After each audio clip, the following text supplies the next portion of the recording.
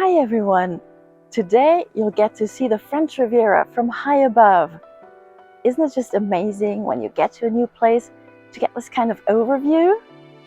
So Anja and I chose 10 lookout points that are gonna give you just that awesome views. Wait, I forgot. We'll take you from the west to the east. We'll tell you exactly how to get to each spot, and we'll also give you an extra tip each time for something else to do around there. Have fun!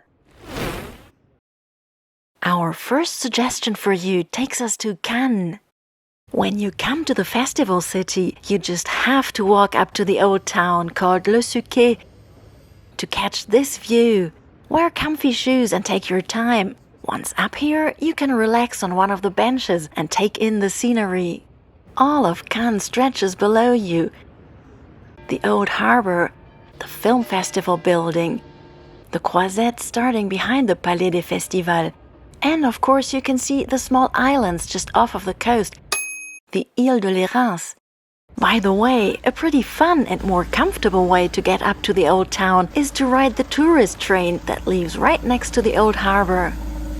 And then indulge yourself in this place with its international flair, its gorgeous beach, the famous promenade called La Croisette, and its many restaurants and bars. Our second idea takes you to the little village of Gourdon in the hinterland. Gourdon towers on a rocky peak 760 meters above the sea, and of course the tiny medieval place is considered one of France's most beautiful villages. Pick a clear day to come up here, because you want to enjoy this magnificent view of the coast that stretches way below you. From Place Victoria you can spot Nice, Antibes, Cannes, and the Estoril Mountains. It's easiest to get here by car, but there are also guided tours that you can book, starting in Nice, for example. If you're into perfumes, plan for a stop in Grasse, the perfume capital of the world. Here you can watch how perfume is made, and you can even create your own fragrance to take home. If you want to learn more about Grasse, its perfume museum, tours of perfumeries, or your own perfume, watch our film about this special place. Now we are in Nice. Our first stop takes us to the Colline du Château, the so-called Castle Hill. Aila, ready for a climb? Yeah, let's go up to the Castle Hill. You can't miss this green classic above the old town of Nice that'll allow you a fantastic view over its bay. And once again, you can see the Estoril Mountains at the horizon. When you cross the hill, you get a magnificent view of the harbor. There's a pretty special way to get up to Nice's most visited viewpoint. At the very end of the Promenade des Anglais, the famous boardwalk that's always busy, there's an elevator, ascenseur in French. It'll take you to the hilltop for free. Of course, you can walk up there as well. There are several gates that give you access to the park. And there are actually different things to discover up there, for instance, an enormous waterfall. When you're done visiting the Castle Hill, why don't you treat yourself to an ice cream at Nice's most famous ice cream parlor called Finocchio, down in the old town just below the hill. They have crazy flavors on offer, and crazy good flavors too.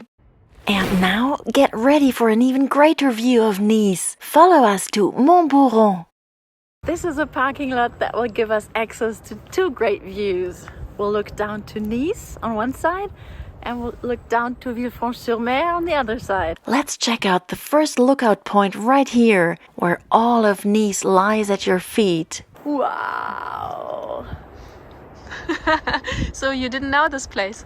I didn't know this place. First time I'm here, actually. Not many tourists know of this spot either. You get to see the harbor, the Castle Hill where we've just been before, and all of the famous Angels Bay, in French called Baie des Anges. The old town is kind of hiding behind the wooded hill. When walking back and heading up the road along the parking lot, you'll quickly get to the Fort du Montalban, 222 meters above the sea. And below you, you'll find the sweet little town called Villefranche-sur-Mer, the famous cape named Cap Ferrat, and the beautiful hilltop village called Aise. We'll get there in just a minute. If you don't have a car, there's also a bus that brings you up here to Mont Boron. By the way, we've already done a great film on Villefranche-sur-Mer and all you can do in Villefranche-sur-Mer, the beach and the coastal path. Check that out. Our next stop for you is Aise Village, and we're heading up to its very top to the exotic garden. This hilltop village offers one of the most spectacular views of the French Riviera. The unbeatable best place to let your gaze wander is the Jardin Exotique with its 360-degree views. You can see all the way to the Estoril Mountains at the other end of our département and even the Gulf of Saint-Tropez in the neighboring county. The beautiful park is located on the site of the ruins of a medieval fortress and is the most visited garden of the French Riviera. And apart from the amazing view, there's the plants. Take your time to discover succulents and xerophytes from all continents, plus plants specifically from the Mediterranean region. Once again, by car it's easiest to get here, but you can also take a bus, or you could even hike up here from the Aise train station at sea level. The old town of this medieval village almost looks like a museum, so you definitely have to explore all of it. But our extra tip for you is a stop at Château Isa. Enjoy a cup of coffee on the terrace with its spectacular view and Cap Ferrat at your feet. Or you might even consider having lunch or dinner in the restaurant, which has just been awarded its first Michelin star. Ready to discover another insider tip? Our stop number 6 is a rocky ledge called Tête de chien. We're climbing up the Tête de chien now, and from up there you'll have a great view of Monaco. Amazing, right? This is the spot for the best view of Monaco you can get. While the Principality stretches right below you, you can see as far as Italy. Behind you there's the snowy Alps, and you can look back to Aise. Again, time to relax, maybe bring a picnic or a bottle of rosé and enjoy the sunset. In order to get here, you actually need a car. When here at the Tête de chien, you could easily drive down to Monaco and explore the Principality. Or you head into the small town called La Turbie and visit a truly historical site. The Trophy of Augustus, also called Trophy of the Alps, is a national monument and huge in size. It was built in the 1st century BC to the glory of Roman Emperor Augustus. You can visit the site, including a museum, for €6. It's time for our great view number 7, in a nature reserve called Parc de la Grande Corniche. We're about as high above the coast as you can get around here. There are benches to enjoy the view all over the place, and it's fun to just wander around. You can also check out the Fort de la Riviera, a military fortress dating back to 1870. Then there's a bird observation area not far from here and a nature house, Maison de la Nature, that'll show you the local flora and fauna. Again, a car is your transportation of choice to come up to this nature reserve. From up here, there's several different hiking paths that'll take you through the beautiful nature and to different small towns. Anja has done lots of hikes with friends up here. Her favorite one takes you back to the village of La Turbie, right along the ridge of the mountain with amazing views non-stop. Grab a lunch or a coffee in La Turbie and walk back up full of energy. Our next tip will take you straight to heaven, to the hotel called the Maybourne Riviera on the road D51 between Monaco and Roquebrune Cap Martin. The newly renovated hotel, formerly known as Vista Palace, is set on a rocky ledge high above the glittering, never-ending Mediterranean Sea.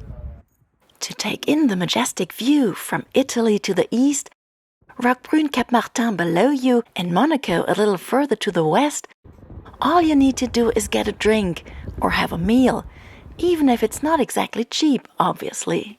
Terrific view from up here. Did you see? You can enjoy a coffee, and if you like, I don't, but if you like, you could even have a cigar for €45. This is easily one of the best spots to take in the high rises of the Principality of Monaco, no less spectacular by night. and often you can also watch paragliders circling right in front of you before landing at the beach just beneath the hotel. To come up here, it's easiest to take the car. For those of you who are into architecture, Eileen Gray might ring a bell. You can visit one of her masterpieces over there at Cap Martin. Now let's head to the place that can offer the most fantastic views, a village called Sainte-Agnès. When it's not surrounded by clouds as in our pictures, Sainte-Agnès claims itself to be Europe's highest coastal village and is declared one of the most beautiful villages in France. There's a first spot to look down at the sea and the city of Mont right here next to this restaurant with a great terrace. But to get the full 360-degree panoramic view of the Alps and the Mediterranean, you need to hike to the very top of Sainte-Agnès, to the site of the ancient castle. Don't bring your high heels. It's a little bit of a climb up here. Check out the pretty garden as it might have looked like in the Middle Ages, and don't miss the ruins of the castle from the 12th century. So we came up here to have the most beautiful, most spectacular view on the whole French Riviera. And look what's going on. Only clouds. We are so unhappy.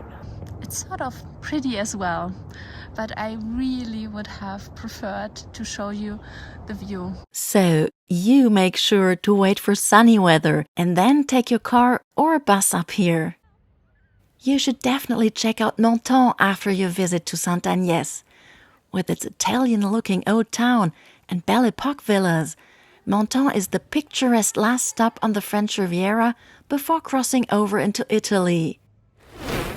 To finish in beauty, we have a little bonus for you with a view that's a little different from the others. Come with us to the rooftop bar of the Sheraton in Nice. This is one of our latest discoveries. From up here, a recently opened hotel opposite the airport, you'll have a wide view of the sea and Right below us, you can see planes taking off or landing. the bar will be open to everyone, starting around Easter or even before, depending on the weather. I'm not sure about you, but I can stay here and watch the planes coming and going the whole evening. If you are into plane spotting, this is the perfect location. It'll get even better in the evenings when a DJ will add to the great atmosphere. Here's all of the lookout points we've shown you today. Make sure to pick just one spot at a time to make the most of it. If you liked our video, why don't you subscribe to our channel and you'll get to see many more stories from the French Riviera.